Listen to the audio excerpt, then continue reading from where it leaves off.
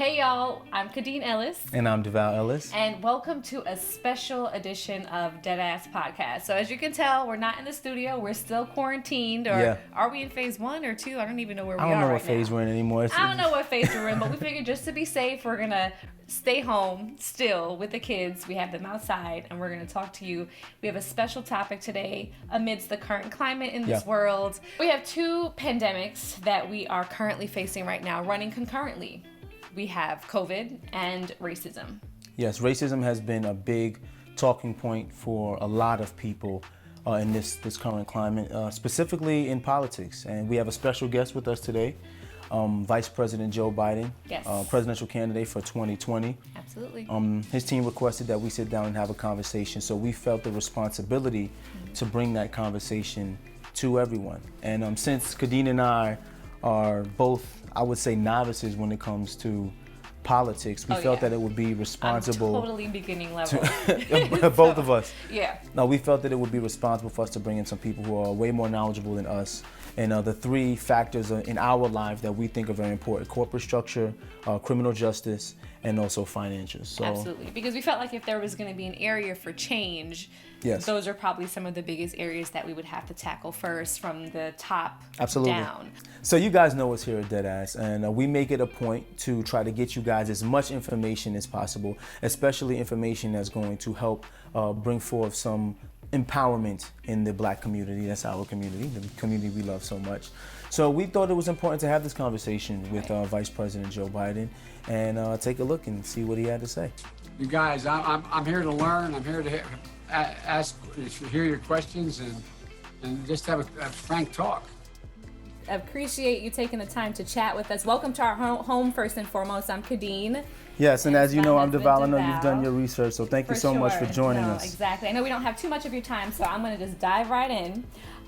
Sure. All right. So we've seen Governors Cuomo and Newsom, for example, be very clear on their stance when it comes to ending the racial divide in this country. Both have publicly agreed and stated that Black Americans are indeed telling the truth about the oppression that exists within all of its institutions.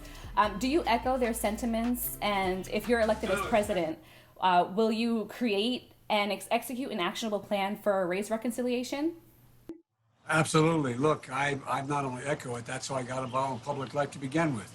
You know, way back when Reagan was president, I got in a shouting match with the Secretary of State over apartheid. I was one of the leaders in trying to stop apartheid in Africa. It's not only here, it's all across the world. It's basic human rights. My point is, that's how I got involved in politics that way. I got involved in politics, the civil rights movement.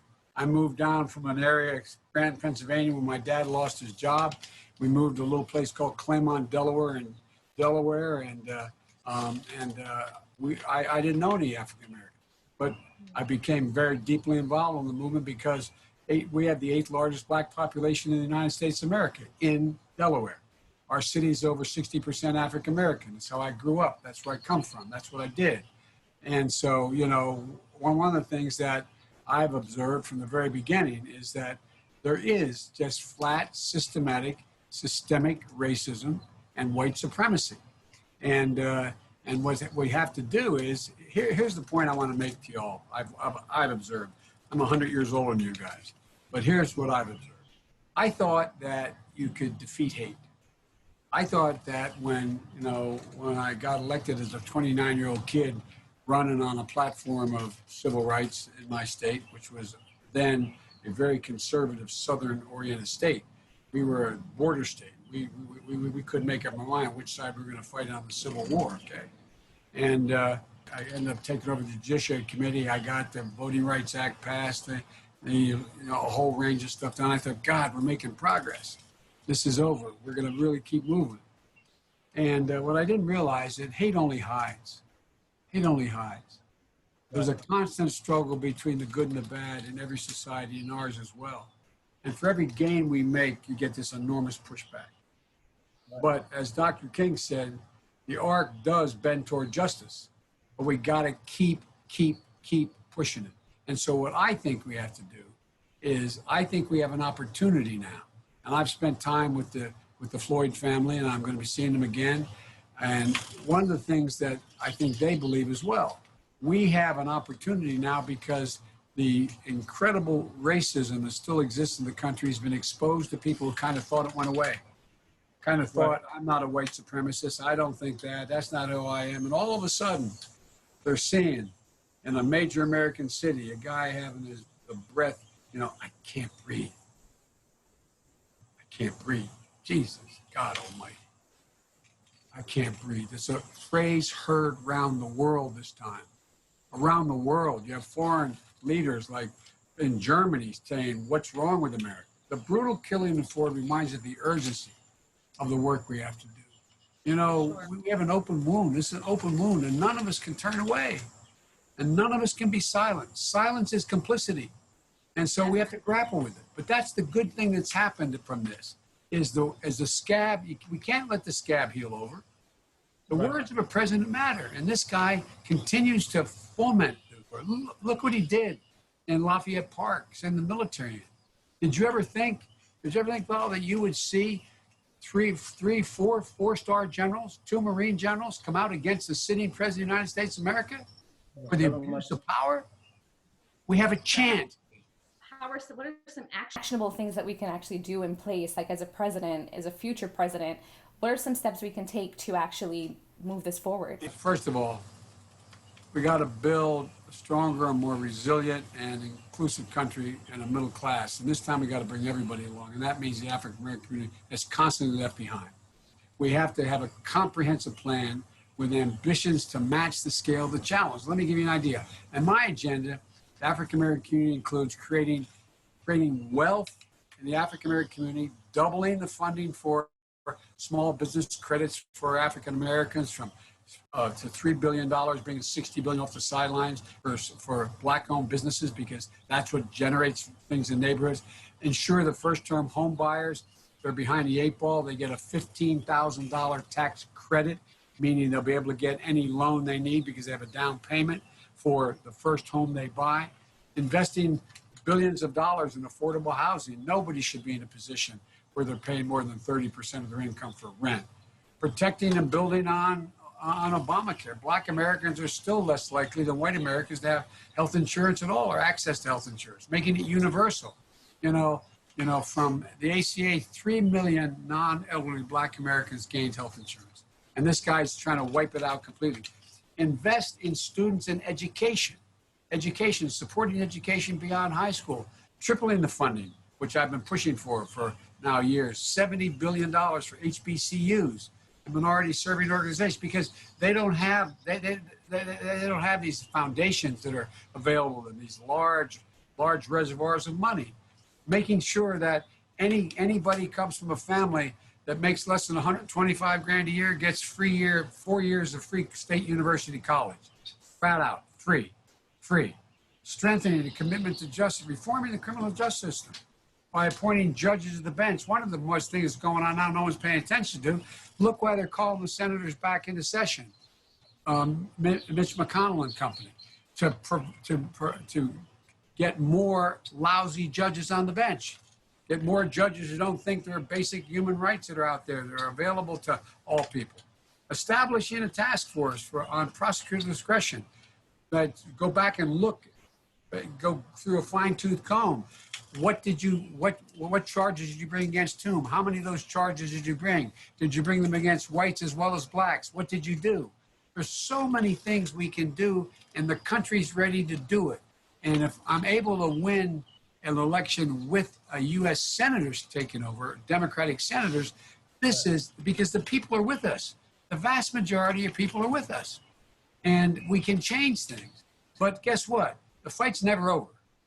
No matter if we get all this done and root out institutional racism or institutional inequities. Like, for example, look at all those, not just African American, but single moms out there with no child care. No child care. We're the only industrialized country in the world that doesn't have child care made available. Out there without having paid family leave. What the hell are we doing? And we're seeing it come to the fore now with so many people dying trying to protect us from COVID. These are the same people that don't have that help. Well, Vice President Biden. We've seen an increased number of Americans who've publicly said now that they understand the black outcry. And we've heard this before, even in 2008 when Barack Obama ran and you ran on his ticket. We've heard all of the same promises. And it was tough for us. A lot of the black community have lost faith in the political system because we've heard these things. If elected president, right? For example, if elected president, what would be your plan to help black families move forward financially? Because economic empowerment is important. For example, gentrification. In the past, and still currently happening right now, black families are typically forced out of their homes by wealthy investors looking to turn a profit. So even with the plan that you've mentioned, there are a lot of black families who still do not have the economic empowerment to gain access to those resources immediately. What is your plan to help us gain access to those resources immediately so that we're not caught behind? Economic justice, the creation of wealth, is the most important thing right now, that people have to have a chance to be able to fight. You realize the reason I ran for office, the first time I ever ran as a 26-year-old kid, come from a family with no money, was to end redlining. And it's still going on. And so two things. One, no city where we're going to change the law that you cannot engage in gentrification in the community unless you get a majority of the people in that community to vote that they are in fact able to do that. Number one. Number two, that we provide for housing funds to build up the housing stock in that community. That's why I call for billions of dollars from HUD to provide for rental housing and direct housing available to be built by people. For too long, we've asked black Americans to bear the brunt of all of this. And here's the deal. It's not just, we're going to change it. You're not going to be able to go in and just wipe out whole communities and gentrify it. Number one. Number two, I call for send billions of dollars in housing funding. We're not funding housing anymore. HUD doesn't do it anymore. We should be in a position to provide housing, single family housing, as well as apartments that are available to be built, and the money made available now to communities that in fact will invest and build those facilities. Now, I've met with a whole bunch of mayors throughout the country. They're ready for it. They understand what's going on. Lastly, you know, if you think about it, I know you guys know this. If a builder comes along and builds me a home, and you the exact same home, and we're divided by a freeway. You're in a black community, I'm in a white community, same exact home. Right. Your home was valued at 24% less than mine before anybody even moves into it.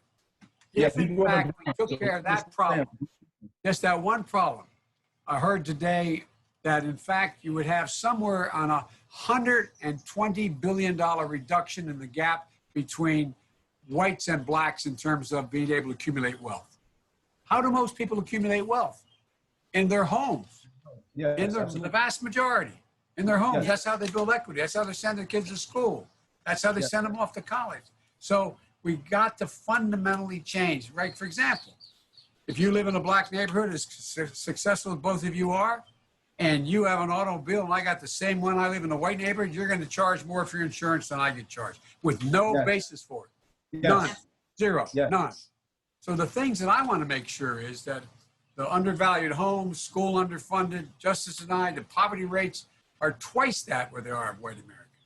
Black workers disproportionately hold low-wage jobs without benefits, and we're seeing the worst of layoffs today. Experts predicted that a disproportionate number of minority-owned businesses won't get any of the stimulus money that the Congress explicitly voted to go to them. And automation is going to displace African Americans, Latino workers at a higher rate than there are whites. Anyway, we got to begin to train people, educate them for the new jobs. And we're not doing it, but I will. Yes. We understand how politics works and, you know, talking points with politics. In closing, I just wanted to ask, as a mom, because I normally go with my gut, why should we trust you in office? Because I know what pain is like. I know what loss is like. No one's ever said I've said anything that I don't mean. I understand what an awful lot of those people are losing someone in COVID. I got a phone call. I got elected to the United States Senate. I was 29 years old, top of the world. no money, no background, but I was on top of the world. While I was down in Washington, before I got sworn in, I got a phone call. First responder. I'm sorry to tell you, Mr. Biden, your wife's dead, your daughter's dead, and your 2 sons are not likely to live. Tractor trailer broadsided them, killed them. My son, Beau Biden, great guy. War hero, attorney general, came home from the war. Bronze Star, Conspicuous Service Medal. Stage 4 glioblastoma, cancer of the brain. Given just not what he's going to live, just how many months he's going to live. Watched him sit there and die, and I thought to myself, what in God's name would I do if an insurance company is able to come in and say, I'm sorry, you've outrun your coverage, and die in peace? What would I do? What would I do if I didn't have the ability to see to it he got good care? You know?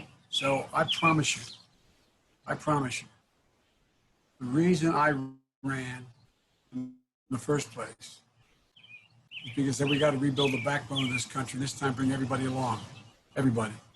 And I promise you, I'm going to treat all those folks, black, white, Latino, as if they're my own family. And I've never acted any other way. I may not be the most brilliant, the most wonderful, the nicest, but I tell you what, no one's ever said I don't do what I say. But people are hurting. They're hurting so badly now. And we can fix a lot of it, just if we unite. I mean, you saw all the crap I got from when I started, when I announced. I said, I think we're in the battle for the soul of this nation. I'll conclude by saying I hadn't planned on running again, my God's truth. And when my son died, just a couple days ago, the anniversary, after 5 years, I had no intention, but he made me promise him that I'd stay engaged, not run for president, but I'd stay engaged because I've done it my whole life. He was worried I would just withdraw. And the only way that I found how you can deal with real pain is with purpose. We have a purpose.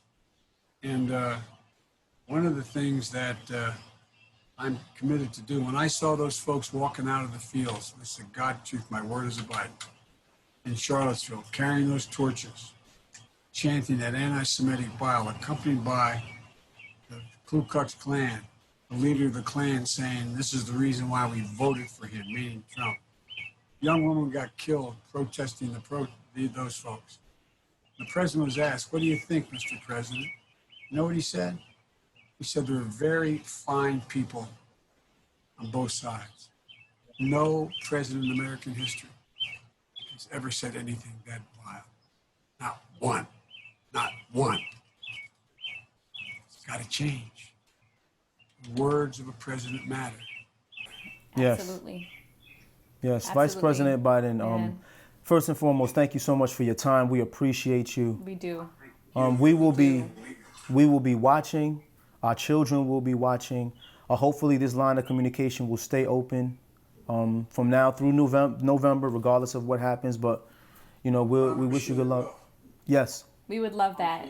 We would absolutely love that. Thank you so much. Let me ask a question. Is my granddaughter still on this? I have 6 grandchildren, and my granddaughters, I have the first 4 are all granddaughters, and one of them is a rising senior. Is the one that talked me into making sure we have this kind of engagement. Right. She was on earlier, but she had to drop off. She's a rising senior. Concept, pop, you got to do this, pop, you got to. They get it. It's good. You got to have that generation behind you, letting you know which way to go. It's the youth is the future. Navigating it. Yes, the youth. Sure. The youth is definitely going to change. Well, your husband and I have something in common. We both married up. No, absolutely. I'll kick my coverage on this. In my case, both intellectually and otherwise. Both of us. That's how you know you're winning in life. When you can marry up, man. Exactly right, man. That's exactly right. Well, thank you, guys. Thank you so much. Thank you for your time. Good luck. All the best to you. And we'll see what happens in November, the road to the White House. All the best. Thank you.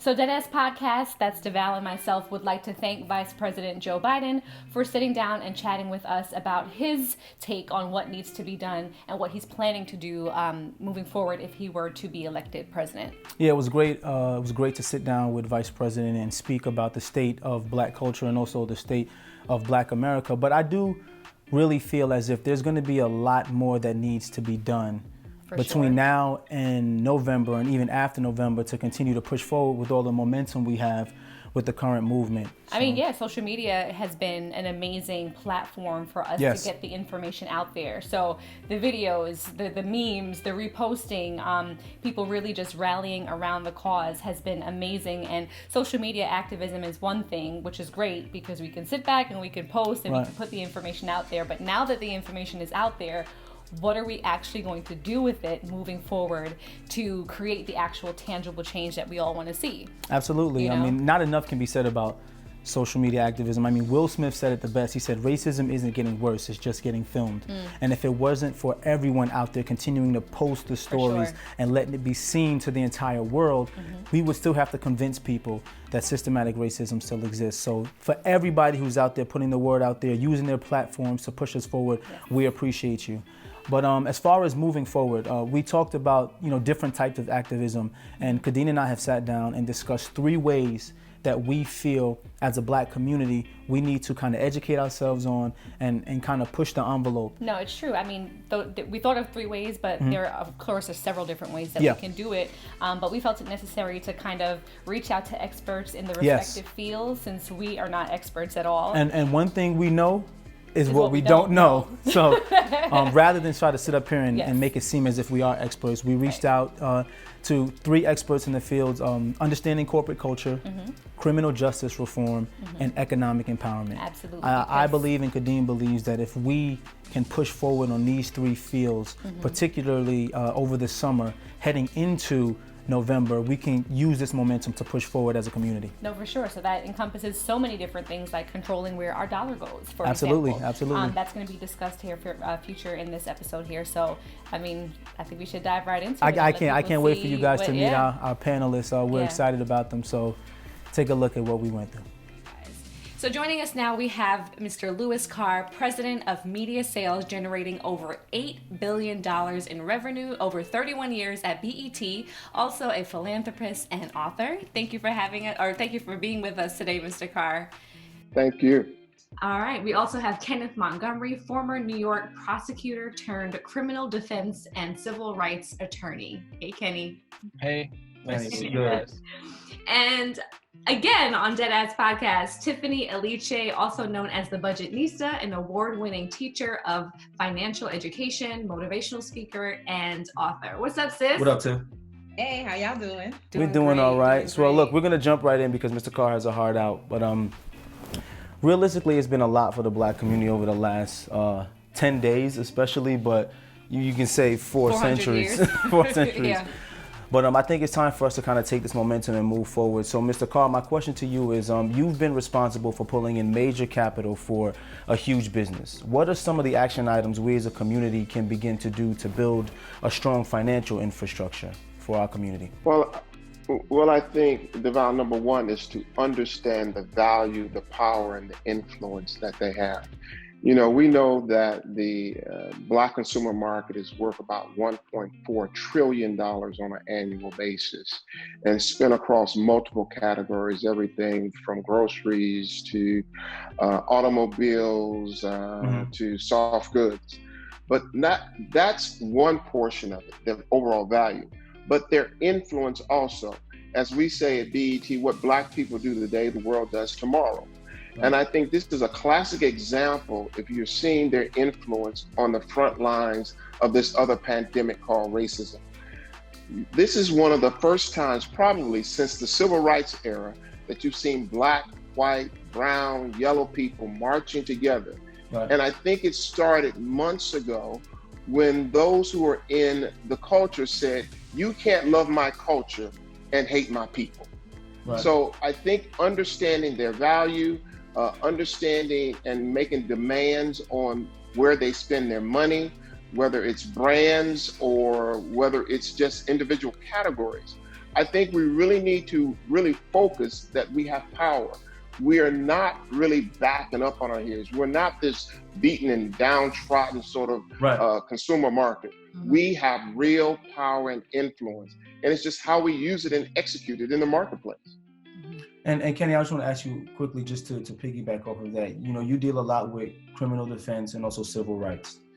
How can we utilize that power to build some political capital? A lot of people ask me all the time, like, how can we use the money we have to get behind the right politicians? And I really don't have an actionable item for them. You know, how can we see it done in our I think that requires, unfortunately, we've been in the last 20 to 30 years, we've been in this sort of hazy position where we're, as Mr. Carr just stated, we have been able to make money. I think Black people have made money from the time we got off the ships here. That's never been the issue. The issue is our inability to control our ecosystem amongst a predatory system. And when I mean it gets no predatory than people actually using your Black body as wealth. And we've been unable to do that. And I think part of the reason why we've been unable to do that is, you know, we've become a part of the American spectacle to a certain degree. Though those leaders, many who we know, many who we don't, who've died, who sacrificed in the 60s and the 70s and before, they understood organization. They understood grassroots organization. There's a difference between grassroots organization and CNN showing the protesters all across the country, because the grassroots organization you don't see. And I think we suffered in the 70s when this 60s and the 70s when this country waged a war against that. They, COINTELPRO and all these other programs, they destroyed any semblance of Black nationalism. And people are afraid to say that, even Black people. And I think we have to begin to get back to grassroots organization through supplemental education. And when I say supplemental education, I think you have to start thinking about different ways of education in this century, how it looks. Look, we're in a pandemic and kids aren't even in school anymore.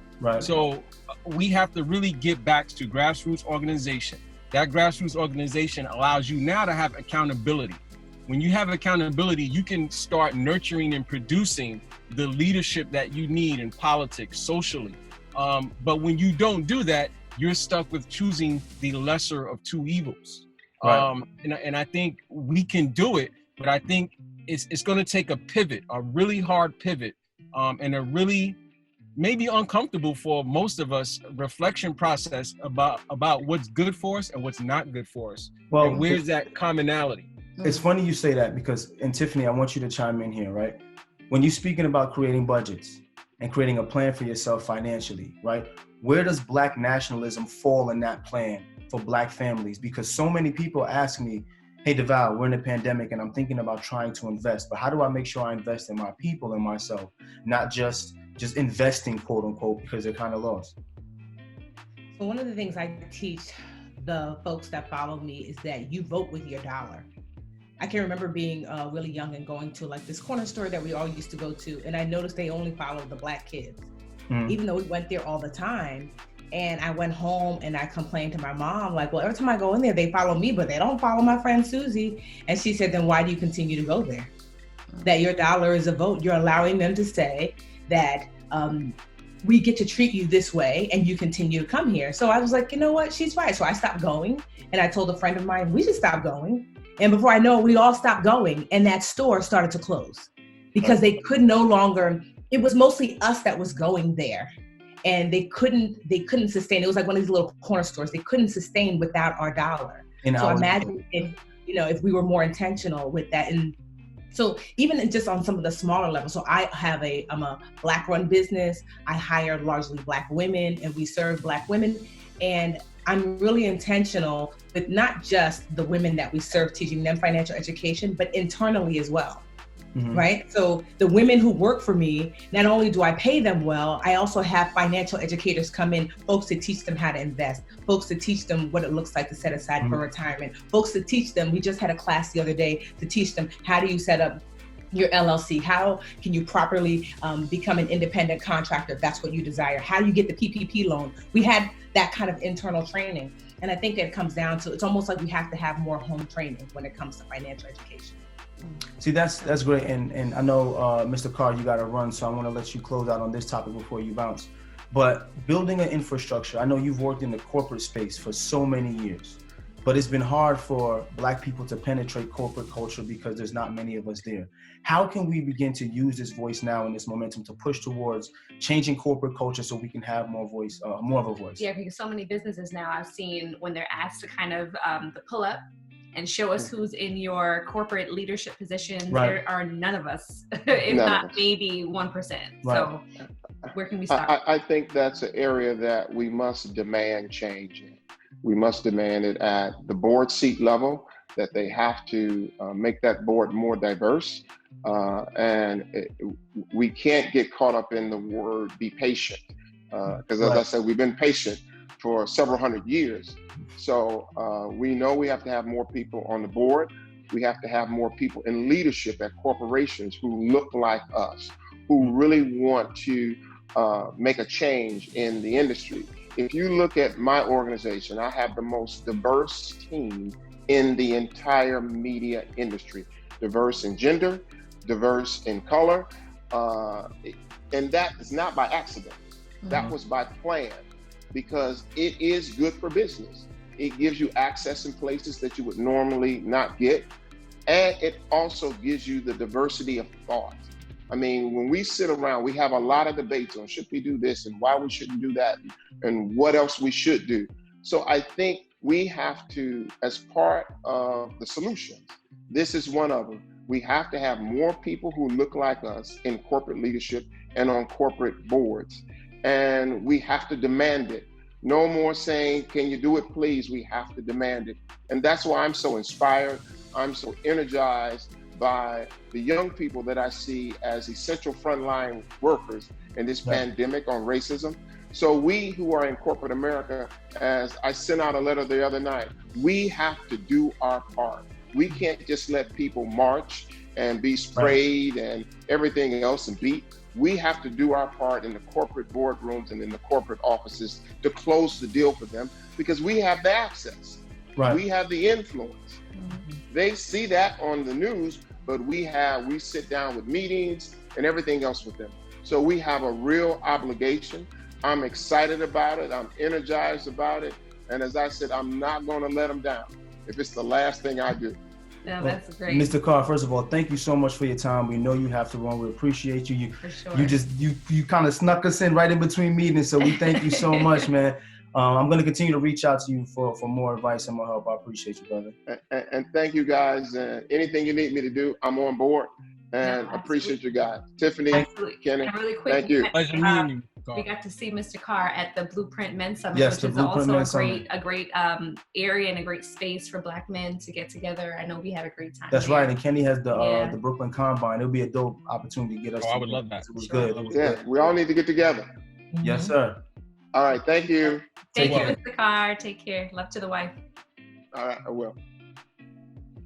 Kenny, I want to throw to you because Mr. Carr said something it was something you said to me years ago when we were talking about sports, right? And you said that everyone is so focused on getting their kid to be the next Michael Jordan, the next LeBron James, right? But we're not grooming any politicians. We're not grooming any judges. We're not grooming any attorneys. So we don't have the ability to take up that space. Like Mr. Carr says, we need more people in corporate structure, but we're not grooming our kids and take up those places. Can you talk a little bit about how we can do that from a grassroots? You know what? And think about it. Like every day, right? We get up, we get tweets, we get social media posts, Facebook, Instagram, you name it, about what the far right has said, what the far left has said. Where's the base to get what the Black voice says? Right. There is none. The Black voices that we hear, and not to knock anyone, they're usually pivoting from whiteness on either side. So when they get in those positions of political power, whether it's in the corporate world, whether it's in the nonprofit world, whether it's in the philanthropy world, whatever those worlds are that help keep this ecosystem going, they're informed by that.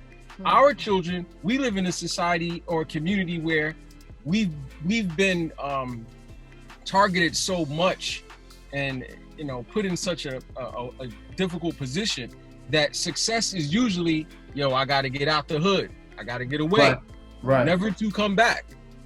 So we're not cultivating or nurturing the mindset, the ideology. We don't need heroes, we don't need martyrs. We can grow money and understand economics, but what I think we need more importantly is ideology.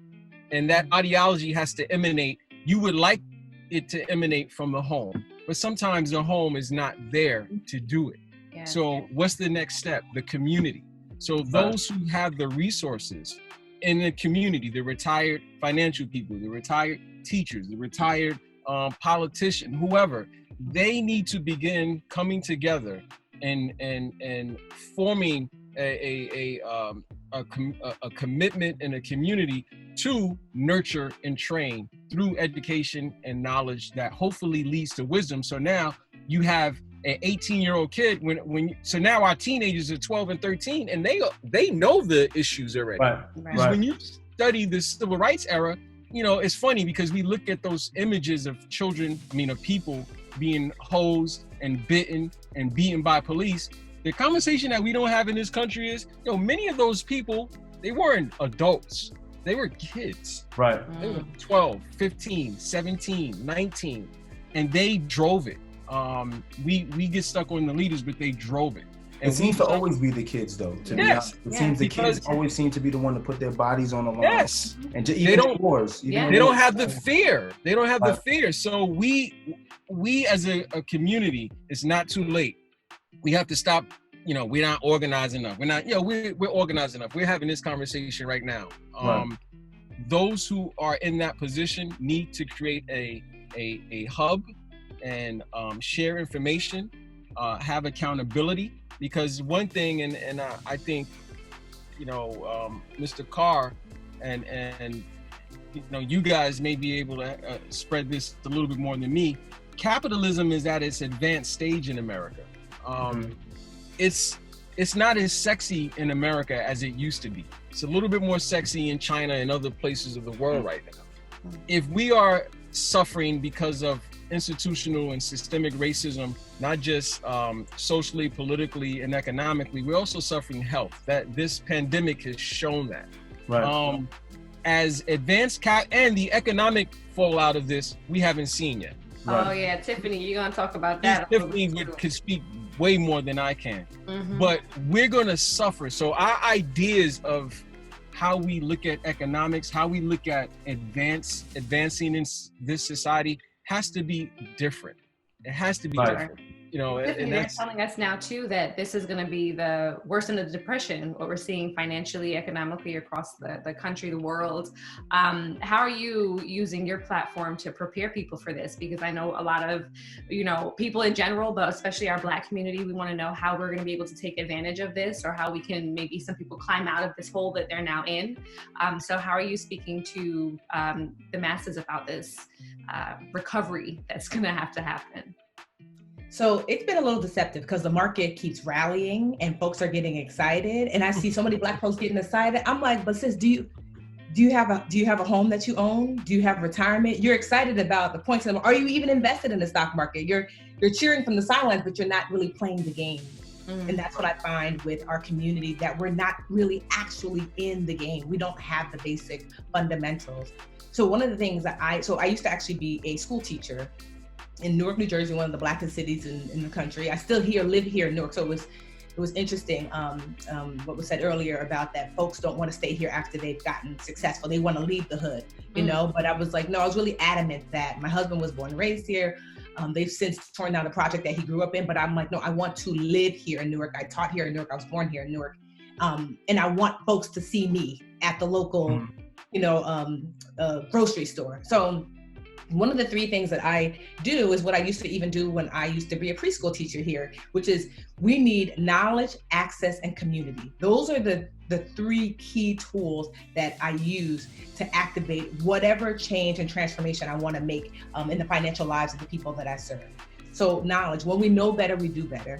So as I learn, I know that one of my superpowers is education. I know how to teach. I've been teaching for 20 years now, 10 years in the actual classroom. I am a good teacher. If I learn a thing, I can teach a thing, and then I can teach you to then teach a thing. So knowledge is critical and paramount. Access. This is where we struggle because access typically comes through a person. There are some doors that can only be opened from the other side. Right. There is no doorknob.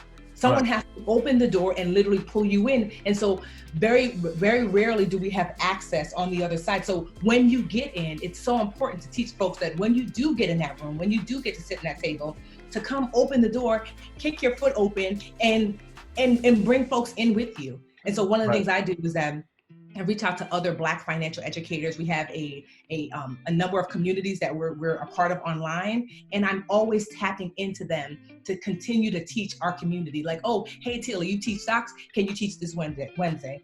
Hey, Ash, you teach financial mindset? Can you teach on Thursday? Right. Hey, Nativa, you teach credit? Can you teach this Friday? And so that access is what I'm always trying to provide, and finding higher and deeper levels of educators that I can tap into to bring that access to this community. And community, my parents were born and raised in Nigeria, and I've seen firsthand over and over and over again that we work best in community. We, as in, folks of African descent. This is from where we've come. I remember the first time I went to Nigeria and I met someone in the village, and they were like, they told me their name, and their last name was Aliche. I was like, oh snap, my last name's Aliche. And the second person, I'm Chike Aliche. Oh, my last name's Aliche. My dad's like, Tiffany, everyone's last name's Aliche. And I'm like, how is that? He was like, that's how a village is set up. Right. That this is your family's family. And I thought, wow. And so they collectively come together to live together, to work together, to rise up together. And we've come from that tradition that we work best in community. So what I do here is I've created a community. It's about, we're almost 1 million strong, and we work collectively on our finances together. Because you might be a single mom. I'm not a single mom, so I might not get it, but someone in that group is, and she can walk you through. You might have 5 kids. I don't have 5 kids, but someone in that group is, and she can walk you through. So I pump in the knowledge, I pump in that access, and that community helps to take care of each other. And so that's what I've been really trying to struggle with. What do I do? So when things like this happen, I feel like you're supposed to lean into your gifts and talents. And I know that mine is really making connections and teaching. So I'm even now just working on a 10-step financial foundational plan that we can all follow, like starting with budget, ending with estate planning, and not making it complicated, not making it so overwhelming, because we lack that foundation. I think it was like a Forbes article that said the African American community in the United States by 2050 will be bankrupt. That's like crazy and disheartening. So how do you prevent that? There's some things, because of systemic racism that are not quite in our control. Like, I just got my house appraised, and it was appraised $20,000 lower than I know it should have been. I turned around all the Black pictures in the house. I knew already, because I know that's just how it goes. And it was quarantine, because honestly, I had in my mind, I'm going to ask my white friend Catherine to come and be me while I'm not here. Who else has to do that? That you have to plan that your white friend will show your house as you. But because it was quarantine, I wasn't able to do so. And I was pissed because I know I didn't get the value of my home. Now, that sounds like a personal problem. It's not. Because if my home is devalued by 20%, whether because I'm Black or I live in a Black neighborhood, then that home ownership is the cornerstone for wealth. Mm-hmm. So if I've lost 20% of my wealth, then I can pass on 20% less to my stepdaughter, Alyssa. And then imagine, just like in this community alone, how much less wealth this Black community I live in has compared to the town next over. And so we are bleeding wealth because of because of systemic racism. So I have a quick question, Tiffany, though, because this is the question that I always get from people. If we know that that's the fight, and we know that this is going to happen, what's the point of voting? What's the point of taking part in politics if it's so rigged against us? And to be honest, I don't even have an answer for a lot of these questions, and especially financially. When we spoke to Mr. Carr 2 days ago, he said the same thing about house appraisals and insurance. And even when we spoke to Vice President Biden, he said verbatim, he knows that as an older white man, that if I go get the same house built as he gets built in a different area because I live somewhere different, my house is going to be appraised lower, my insurance is going to be higher, and it's going to be a lot more difficult to pass on wealth. How do we play a role in politics to help finances? That's what people want to know, because it's a political season now. Between now and November, all we're going to do is hear speech after speech after speech. And people are either like, I don't care, so I'm not going to vote, or they're just like, I'm lost, so you know, I don't know. Yeah, the lesser of two evils. How do we approach that from a financial standpoint? I think first of all, it's creating like, what is it that we want? You know, what specific tenets do we want? You know, we want to be treated fairly as it relates to our homes, right? We want to be we don't want to be over policed. What does that look like? And how do we let a politician know that if you don't adhere to this, then you won't be voted in, right? So for example, if brands sometimes want to work with you. A brand reached out to me the other day, and I just know that their CEO just said that he was giving all this money to the current inhabitant of the White House. And you're reaching out to me, black ass, since y'all talk about that, as black ass me, to be a part of some, like, I was like, no, you know, you're not going to get access to my community, that's what that you know, with your racist ideals. And so one of the things I do is I block, you know, what things are not in alignment. So if we could be clear about, you know, this is what's unfair and this is what we're needing, then like even voting with your dollars, like I have now switched from the big bank that I was a part of, and now I bank my business. I have 5 businesses, one of which is 8 figures a year. We bank with a black bank now. So it's shifting your funds like that, you know what I mean? Because you could talk about it, but we gotta be about it. Like, okay, I'm banking with this black business. Okay, you know what? I'm actually gonna go to the black cleaners down the street. Okay, you know what? I'm actually going to work with, like I look at my team, I'm always asking myself, are we black enough? Right? And so it's like 95% black women, and I'm just like, okay, they know already when I'm looking for someone, because most of the women on my team are corporate refugees. They have been mistreated by corporate America and they fled. And so now they work here. So I'm always looking for ways, even the smallest and the biggest ways, of where I can put my money where my black ass mouth is. So that's what we need to do. So it's like, you say a thing, but is your money in alignment with that? Are you using it to vote for the person that is telling you this is what they're going to do? And if they don't, are you voting them out when they're not? So Kenny, it makes perfect sense. If we put our money where our mouth is, we can gain political capital, right? But then when it comes to asking, like Tiffany said, you have to ask for what you want. And everyone says this buzzword, criminal justice reform. But no one has yet to explain exactly what criminal justice reform looks like. And can a president change criminal justice reform on his own? Because I'm not gonna lie, I've been guilty myself of saying we had 8 years of a black president and the criminal justice system doesn't look any better. No. And I know a part of it has to do with the fact that black people put their hands up and said, we got a black president. We didn't go out and vote. We didn't go out and vote for local judges. We didn't vote for Congress. Yeah. What can we do to help people better understand the criminal justice system and how we can change it?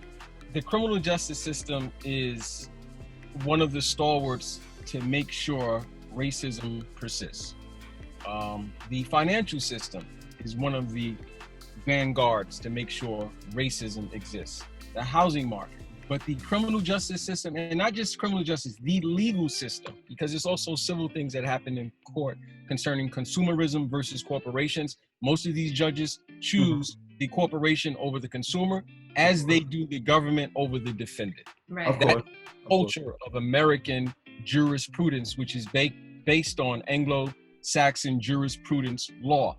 And for people, if you want to have a really strong, no chaser understanding of American society as it comes to criminal justice and the rights of Black people, there's no better decision for anyone to have their children read at the earliest possible age where they can comprehend is Dred v. Scott, where the Dred v. Scott decision, the Dred Scott decision, the Taney's decision said that a Black person has no rights that a white man has to respect for the most part. And that is one of the most important decisions. So criminal justice in the age, this digital age that we live in, where everything is digitized, the racism is digitized, the misogyny is digitized, you name it is digitized. And we have brands and this marketing. We forget America is historically violent, but it's also historically masterful at propaganda. Yes. Program.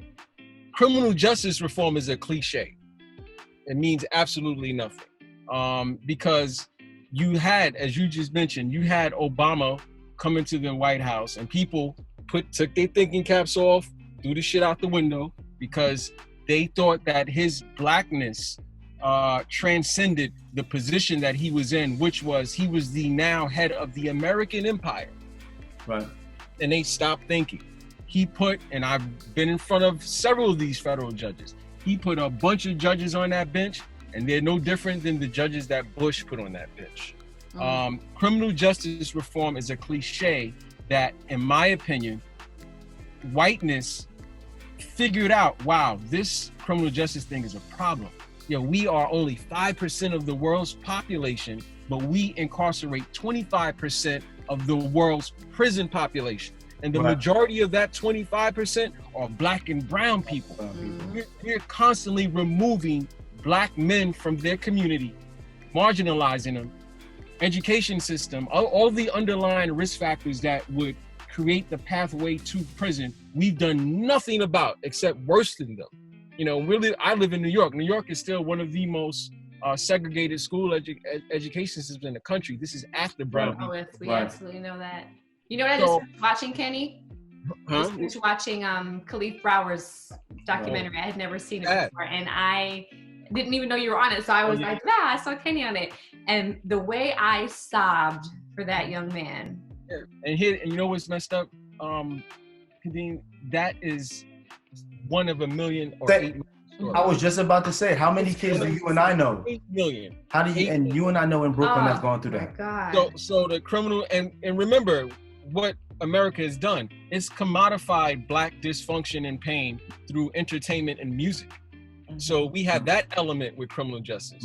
So what we have to do, criminal justice to me is a cliche. It's a way for people to line their pockets now. It's a great thing to get people riled up and going. But the work that needs to be done to pull away from that system, it has to happen in our neighborhoods, Newark, Compton, Brownsville, and we have to start putting a fence around our children through education, through information, other outlets, because the criminal justice system is targeted towards them.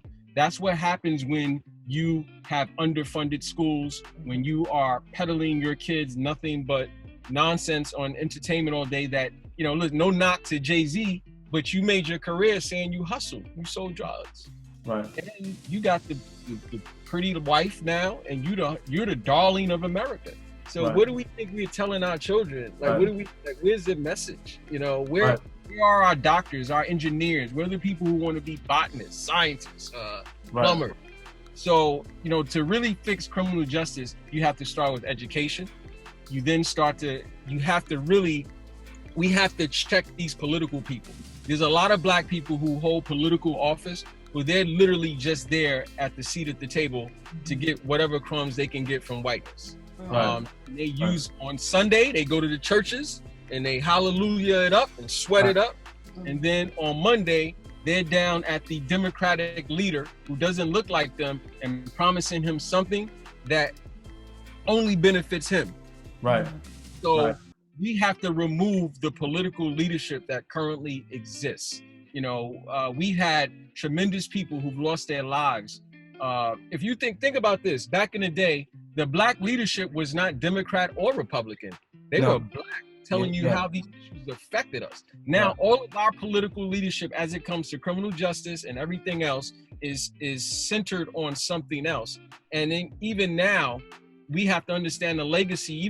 Look what Biden said. Everybody now, I'm not into this whole spectacle of blackness right now, getting on your knees with kente cloth, looking like you about to get up and stuff. bro, I think that's a collective. We're all in agreement. You know what that is though? That is two things. America is masterful at usurping narratives, particularly narratives of people who they've marginalized, and that's also the lack of leadership and genuineness in our own community. Because if you had any black political leaders, or white for that matter, they would say, yo, cut this shit out. We're not doing it. It's a bad look. It was a horrible look. But you see what Biden said, oh, I'm not with defunding the police. Why? Right. Why are you not with that? You're not with that because from America's racist narrative, they have to have the police there to keep them away from the scary black people. And it happened under Obama. Obama came out trying to protect his boy in the Black Ivory Tower, Henry Louis Gates, and said some powerful things on Monday.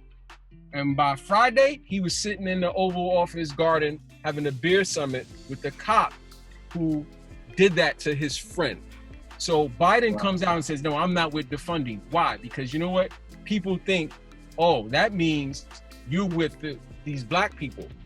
That's what that's about. And in the criminal justice, politically, it's always been used as a fearmonger for white Americans and middle-class black people that the way to help the black community is to police them. So we need to militarize the police. We need to fund them. And that's what that's about. And so that's Biden. That's the guy who supposedly is double-digit wins right now. Who's supposed to be the answer to the other racist guy. And that's the question I have for both of you guys, because this is the hardest part for me. People say, do I vote for the lesser of two evils? Is one guy even a good guy, or do I just not vote? How important is it for us to express our voting power this November? Because, and I want to hear from both of you guys, because you both have different platforms. You're both coming from different mindsets. You know, you're a mom, you're a dad, you're into finance, you're into criminal justice. It's like, to be honest, I don't even have the answer. People ask me all the time, are you going to not vote Deval? Are you going to vote for Biden because he's Democrat? Are you going to vote for Biden because he's just anti-Trump? Are you going to vote for Trump because he's promising to do more for the black community? How do we utilize our vote to make it a difference? I think, I'll be brief. I think the voting, as Stokely Carmichael talked about it years ago, is an organizing tool to leverage and to bring your community together. If your community is not together, it's pointless, in my opinion. Because when you think about it, white people vote for financial reasons, how they're going to be taxed, and then racial issues, in my opinion. They don't talk about it. Where do black people vote? We're in the perpetual position of voting for the lesser evil. So unless we start nurturing our own local political leadership and then nationally, we have to create apparatuses where people in Indiana, Gary, Indiana, know what the issues are in Newark and vice versa, and then sharing that information and then exhibiting it at the polls, doing what Tiffany said, maybe boycotting, maybe just, you know what, I don't shop at those stores. Once they see that you just don't stop at voting, because vote, you can do several things. I know some brilliant people who don't vote, but they teach kids, they are out here putting in work. The community part. Yeah, so it's a personal thing, but in a perfect world, we need to organize. And right now, we're on the world stage trying to get our house together. That's a very dangerous position to be, and we got to get out of that space before we can even begin to change the political landscape. Right, nice. Tiffany? I believe more, even almost more importantly than voting for president, is voting locally. Like our mayor here in Newark, Ras Baraka, his father is the late Amiri Baraka, and even before all this, Ras, I mean, if anybody knows Ras, he's been an organizer. He's been, you know, I mean, people have a lot to say about Ras, but one thing you can't say is that he's not for his people. And it was, you know, it was so eloquently displayed when we had our protests. He led the protests. He's been leading, before he was mayor, he was a principal at one of our high schools, public high schools. Before he was that, he was a teacher at one of our high schools. So the community wasn't like, oh, here you go. You just came out. It was like, oh, there goes Ras. We've been new, you know? But putting him, you know, in that position, you know, in this black city is critically important. So really voting locally. I was talking to my husband about it. I was like, yo, bro, we need to make sure, like, you need to holler at all your boys from back in the day till now that are they registered to vote for these local elections to ensure that that, as Kenny said, that what's happening is in alignment with what our personal agendas are. I think that especially nothing moves America like violence and money. Okay? Yes. So, you know, when people are like, oh my God, people know, they know my brand, it's pretty happy-go-lucky. And so, you know, the good white folks sometimes that follow me like, you're not mad at the riots? I said, you're not mad at a man being murdered on social media? That was my big thing. I had to just you worried about Target? Yo, somebody died. Get out of my inbox with that. I'm not worried about the violence. I am worried about the violence. Racism is violent.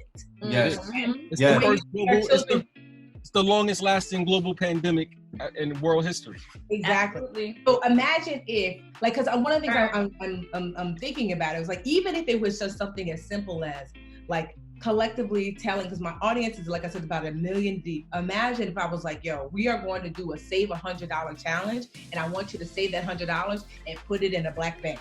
That's $100 million, you know, on a day that we could do. Just imagine how powerful that can be. And I think that's when people wake up. When money starts shifting hands, when money starts going from one place to another, like, people don't care about this Russell stuff, but they listen to violence and they listen to money. That's deep.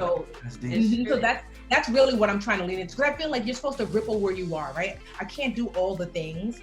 All I can do is like, or all I really should do is lean into what my strengths are, what I'm capable of doing, and rippling out that way. And if someone else, it's like watching a movie. You ever watch these what was it? What is that Hobbit movie? But you ever watch these movies? Lord of the Rings. Right, Lord of the Rings, right? So you see like the hobbits are doing this, the tree folk are doing this, that everybody is collectively doing what they're doing in their neighborhood. And then by the end, it comes together for a greater movement. I think that's what we really have to lean into. Everyone doesn't have to be on the front lines. Everyone doesn't. There are some people who have money, so they should lean into that. There's some people who have connections, lean into that. There's some people who have knowledge, lean into that. There's some people who are going to be on the front lines. I think critically now, that we should be leaning into our individual gifts and talents and amplifying that even more so. So that's what I'm working on doing. I'm like, okay, I know my audience listens. If we can shift 100 million, 200 million, $500 million in wealth we're taking it from here to here, how powerful can that be? Because banks have come to me and I've told them to kick rocks. I don't partner with big banks. I remember I told one bank in particular, they wanted to meet with me so bad. I was like, I'm not interested. They probably put a sister on the phone. Because that's what they do. Yes, right. And yes, and I told her, for you, sis, I'm gonna come in, but I'm coming in as myself. And she was like, okay, that's fine. And I came in and I said, I just posted your bank in my Facebook group and asked these sisters in this group how they felt about your bank. Would you like me to read those replies? They said no. I said, that's the problem. You want me to cape for you, I refuse. And also too, I think, because I was in my stepdaughter, my bonus daughter, her room the other day. She has on her wall her vision board, and in it, you see she's mapping out how to start a business. And I was like, kids, you think kids don't listen? She is listening. And so I think that we need so many more Black entrepreneurs that can create safe spaces for Black people to be hired and to be looked after, that can create wealth. Because when you're an entrepreneur, wealth, like, the sky's the limit. Of what this company rewards entrepreneurs and punishes folks that work regular 9-to-5s. You pay taxes before you get even your money if you have a 9-to-5, and if you're an entrepreneur, you dictate what your taxes are. It enables me it's enabled me to grow wealth. It's enabled me to pour right back into the community where I live. It's enabled me to make certain decisions. So I think that's another way that we can, because I'm starting to mentor other Black women entrepreneurs, so that way they can hire other Black folks to work at their company. Because I'm like, well, what else can I do to help expand this? Because I'm tired of looking outside of us for the solution. We don't need to. The solution is here. I want to say, I think that's a very important part.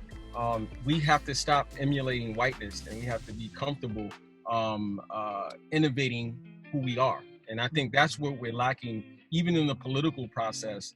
We're lacking the innovation to impact a very young political system. People like to think the American political system is old. It's very young. You could go back generations. 65 years ago is not a long time. 50 years is not a long time. I would love to see in the next coming years, or this moment in time, really inspire the young generation to start forming their own political parties. Yes. I think that's very important.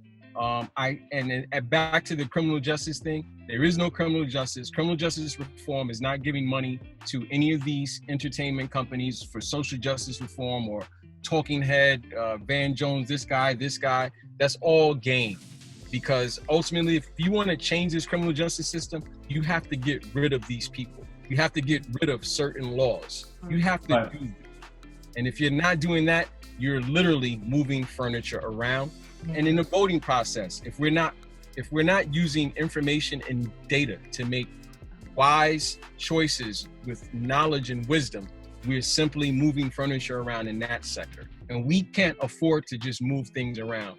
It's very critical for Black people in this country, as it always is. That was like I have an interview with Essence, so I gotta jump off. I don't want to be Black. Yeah, my wife. You know my wife. My wife told me. I told her I was coming on this show. Oh, really? Is she look at that. Look at that. Yeah. Candace. I love Candace. Well, both y'all tell her I say hi. Yes, thank you so much for having me on. It was nice meeting you. It's always a pleasure, Tiffany. We love you. Thank you so much. You're welcome. Thank you. Alrighty. Yo, peace, guys. Yo, Thank peace, you, Kenny, Kenny. man. I appreciate you, bro. Yo, Love you, man. There's some boys, man. Do something Brooklyn today. We had one sneaking in here. You know, he Tell him to roll his sleeve, roll his pants leg up or something. This is our next. Oh no, him? Oh, he's always listening. He's always creeping in. And he watching. Yes. He sat here quiet. He sat here quiet for 20 minutes, bro. Yo, listen, love you guys. And one thing I want to say, and it really is really important to me, I don't F with these entertainers. I think these entertainers have their agenda ain't right. The fact that you guys from the inception have been using your platform and your voice to educate and inform and listen is powerful, and I notice it, and it means a lot to me. Thanks, man. No doubt. Thanks so much, whatever you guys need, I'm here. Well, appreciate it, man. Thank you for always letting us lean on you. Yes, sir. Yes. I like it. Val always says we know what we don't know. So if we have to call in the reinforcements. Yo, look, we in the foxhole together, and the replacement is in between y'all. Those are the only replacements we got. Yes, sir. There you go. Y'all enjoy your day, yo. No doubt. All right, Kenny. You too. Wow, that was amazing. Yes. So much knowledge, so much more to discuss. I feel like we just that was just a tip of the iceberg, and it really makes me wonder, and it kind of lit this fire in me for season 4 of Deadass Podcast, how much more we have to discuss, because this is not something that's going to be around for just like a week or two or a month.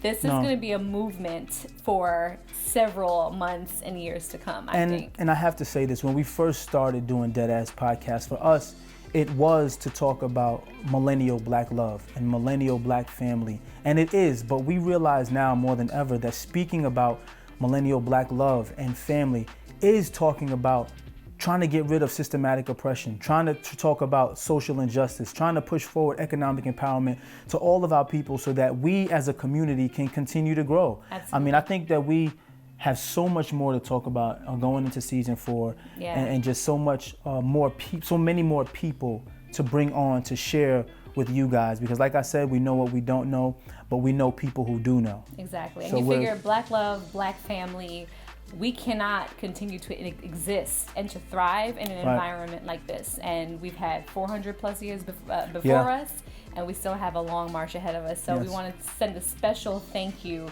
to Kenneth Montgomery, who's been on our he's been on the podcast, and we're going to have him back on again. For sure. Kenneth Montgomery, he's like family to us. We appreciate you, Kenny.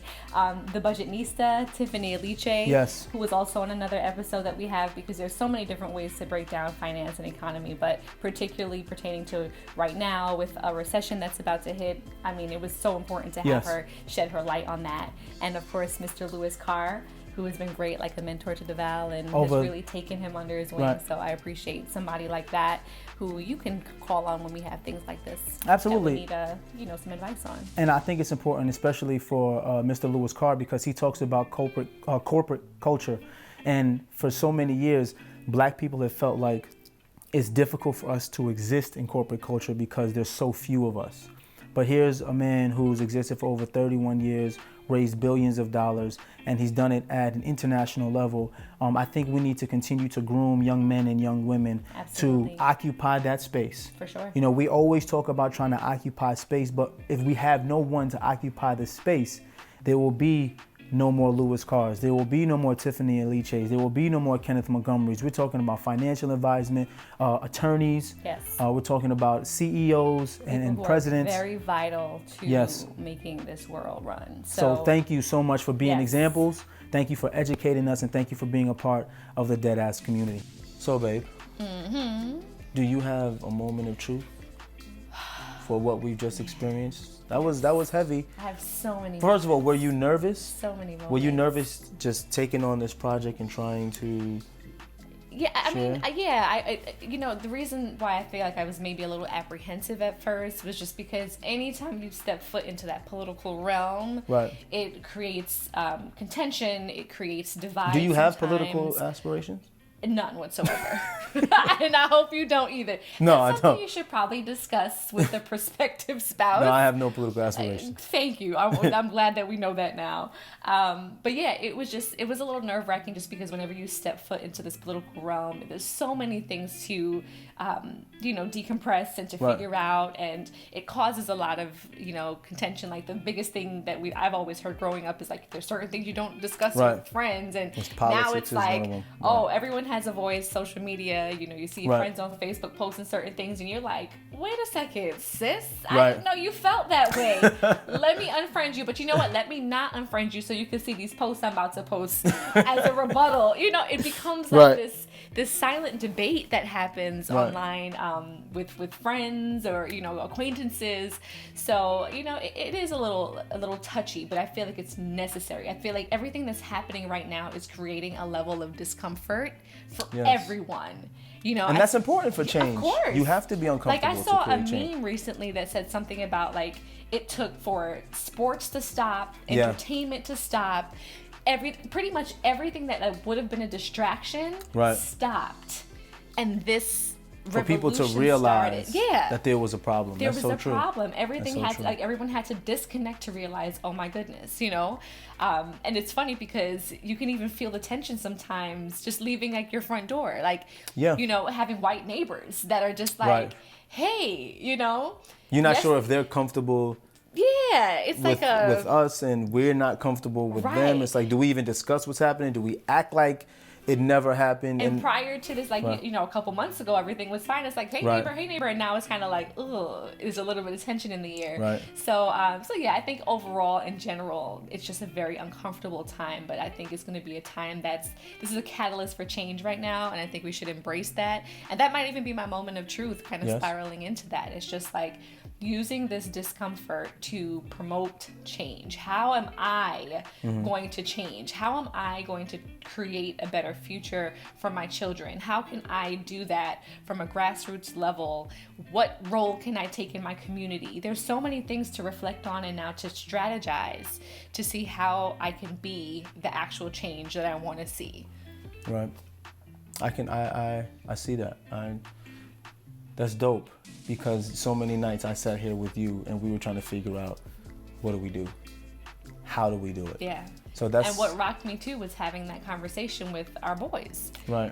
Jackson particularly, because he's older, he can kind of grasp a the little bit more. He what's took it a going lot on, harder. and that was the most heartbreaking conversation to have. I felt like I stripped a piece of his innocence away because for him to feel like, wow, there's people out there that just won't see me as Jackson, my sweet, empath of a child. Right. It just, oh my goodness, it was a lot to deal with. Well, my moment of truth is this. I realized something throughout this whole process. We're constantly talking about occupying space as a community.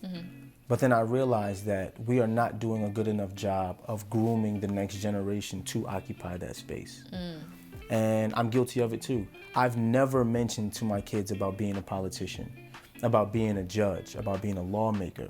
And I'm saying to myself, after listening to Kenny, how do we create the change without actual policy? Because the people can change, but if the policy is still in place, systemically nothing will change. So we have to do a better job as a community of grooming the next generation of leaders in the corporate space, in the political space, so we can get the change that we really want. That's dope. That's my moment of truth. I love that. Now I need to find some resources. Anybody got any resources for the kids? You know, a lot Yeah. of people sharing some resources on things that we can read to the kids and things for them to see and websites. So I Right. think that would be great to have as well. So they can see that there's power in being a judge and there's power in being an attorney and being able to have people who look like us in Yes. those positions looking out for the greater good, you know? Absolutely. Well, listen, we appreciate you joining us. We thank you so much. We love you guys as always. Make sure, no matter what you do, you go out and you vote. Make sure you go out there and let people know that you matter, and make sure that your voice is heard. Absolutely. And continue to watch us, subscribe to Deadass Podcast. Season 4 will be coming up at some point. We're not really Yes. sure when. We'll figure it out. We'll figure it out for you guys. Yes. You know, 2020 is still kind of touch and go at this point. But please continue to subscribe and listen. Tell a friend anywhere you get your podcasts. That's right. I'm DeVal Ellis, And I'm Kadeen Ellis. and this is Deadass Podcast. Peace. Yo, shut up, DeVal. I ain't signed up for all of this, Josh.